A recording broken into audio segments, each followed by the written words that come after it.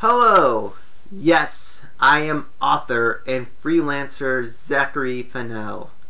Recently, I just finished reading Glory Days in Tribe Town, a collaborative effort between Cleveland sports writer Terry Pluto and the voice of the Cleveland Indians, Tom Hamilton, aka Hammy.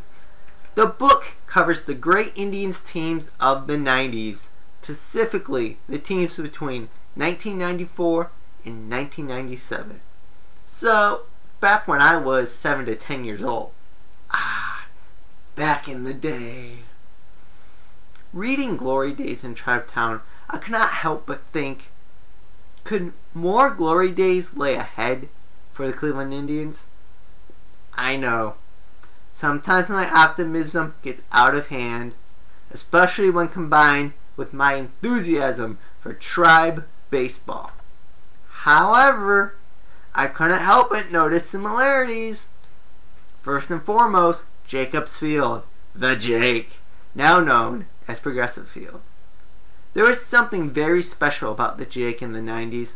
Much of that had to do with how new the field was. Fast forward to now, the corner of Carnegie and Ontario, as Tom Hamilton likes to refer to it, is under construction. While the excitement will not be on the same level as Progressive Field's opening in 1994, the stadium upgrades should certainly increase the city's intrigue. But more meaningful than the venue is the team put on the field. In the 1990s, the front office and GM John Hart created a connection between the players and fans by signing young talented guys to extensions before they are even close to arbitration or free agency. Fan favorites like Sandy Alomar Jr., Jim Thome, and Omar Vizquel. Fast forward to now. Well, last year, the Indians secured long-term deals with 2013 All-Star second baseman Jason Kipnis, Silver Slugging catcher Yan Gomes, and AL MVP finalist Silver Slugging All-Star left fielder Michael Brantley, the man fans like to call Dr. Smooth, because he's just so smooth about everything.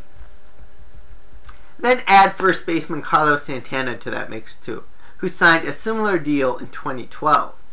Plus you have reigning AL Cy Young winner Corey Kluber under club control into 2018, where almost guaranteed the Indians try working out an extension with clubs this year or next. Try being the operative word. Besides the similar contracts, I noticed similarities in character. 90s guys like starter Charles Nagy and first baseman Jim Thome are remembered in Cleveland for their humble demeanor, a trait I observed many of today's Indians possess. I felt like every post-game interview I watched, guys like Michael Brantley and Corey Kluber were always quick to deflect questions about themselves, and instead they would spend the time talking about their teammates. I love that. So is a 90s-like era ahead for the Tribe? Not to the level of the 90s. You aren't going to get 455 consecutive sellouts again. The AL Central is a lot tougher than it was in the 90s. The Browns are around, which they weren't in most of that time in the 90s. And the Cavs have the NBA's new Big Three. Although Cleveland is a Tribe town to me, it will always be a Browns town first to the city. Then, to many others, this is a LeBron town, which is a topic for another day.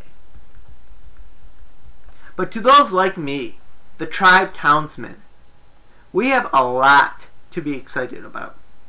The next 4 or so years will not be the 90s, but that was an unrepeatable time. Yet at the same time, the Cleveland Indians have something they never had in the 90s. A manager with World Series championship credentials.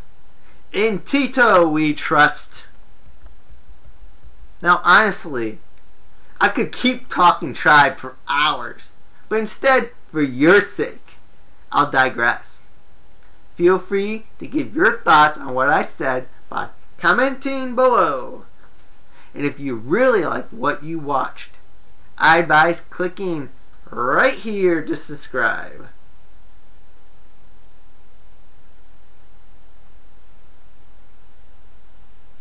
Thanks for watching. Go Tribe!